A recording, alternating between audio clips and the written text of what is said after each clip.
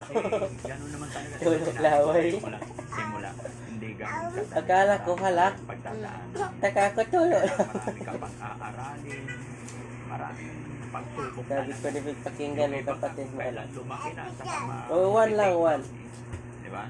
Marami yan. Sa mga kasamahan ko, pinagdadaanan din nila yan. O diba, maka-grapes yan. Walang hindi na wala ng pain. Healthy nga. Iba na ibang lasa, tapos paubos naman. Kuya Wala Ricky na. na wala na 3 months. So, na-recover naman niya. Pero nung na-recover niya, parang panibagong start na naman. Pero sige lang, laban lang. Kumusta naman si Alvin? Ang baho ng piling ako. Sa grapes kasi yan. Very Kaya good. Si mama mo, kumusta naman? Ang Okay din. Very good. Akala ko siya araw. baho. So, ito, isa lang sa Wala. yung chicharon, gamit ko ba Sir Mario and Emmy, panapamigay sa inyo, kaya napadaan ako dito.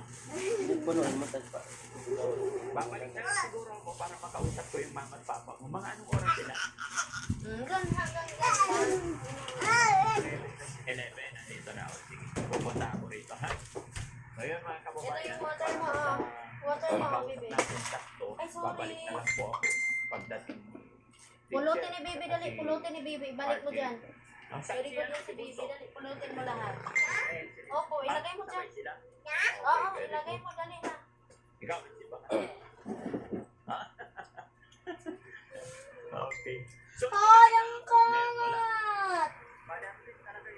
Ako talagang kakainin yan, mama la. Bakit ganun ka pa kasi kumakain naman dito? Si mama may kasalanan yan. Sige, Sa pagbintangan mo pa yung nagdadampot. yan ang problema mga kababayan. Na-take Ayusin mo na. Kaya pala hindi mo mahanap.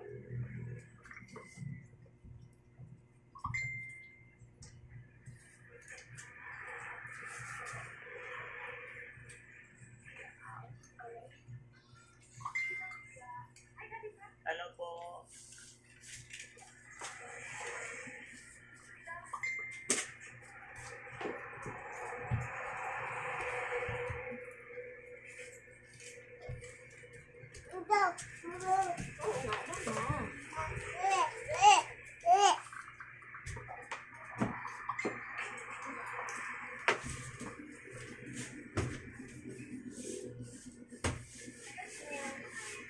Opo. Dadaan lang kami. Wala na. Kami na pawisan. Hindi mo kapisado. Parang nangangapa ka. Ibig sabihin hindi ka nagpapantay talaga dito. Ngayon lang. Kasi wala si RJ. Sabay-sabay. Okay lang yan. Matututunan mo rin yan. Problema lang pag sabay-sabay. Hirapan ka. Kaya pag nandito sila, kailangan pantayan mo para ma-adapt mo rin yung fresh. Kasi mga 5 araw lang yan, kapisado mo na yun. Oo. Kasi napakahirap yung ikaw magpapantay, tapos wala kang alam. Hindi mo, kumbaga, tapos mag-isa ka na. Sasakit talaga ulo mo ang problema. Pero kung pag nandyan si RJ, dyan sila, tapos binabantayan mo, mabilis kang help.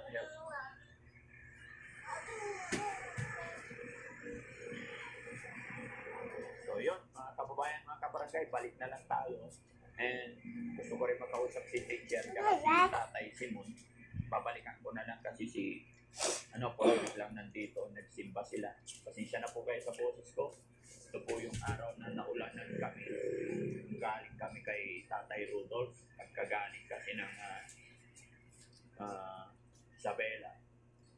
Isang gabi, dumating kami ng galing Isabela, dumating kami ng gabi.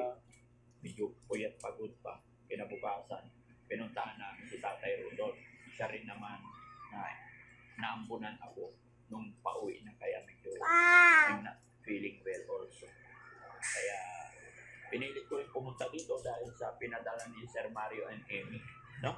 At least naiabot ko na para maibenta rin nila. Sabit mo na lang to dyan kung ano, no? Diskartehan na lang, babalik na lang. So, babalik na lang ako mga kababayan para makausap natin at makamusta rin natin si Teacher Sally. Sige po. Eh bro, balik kami. Wala na.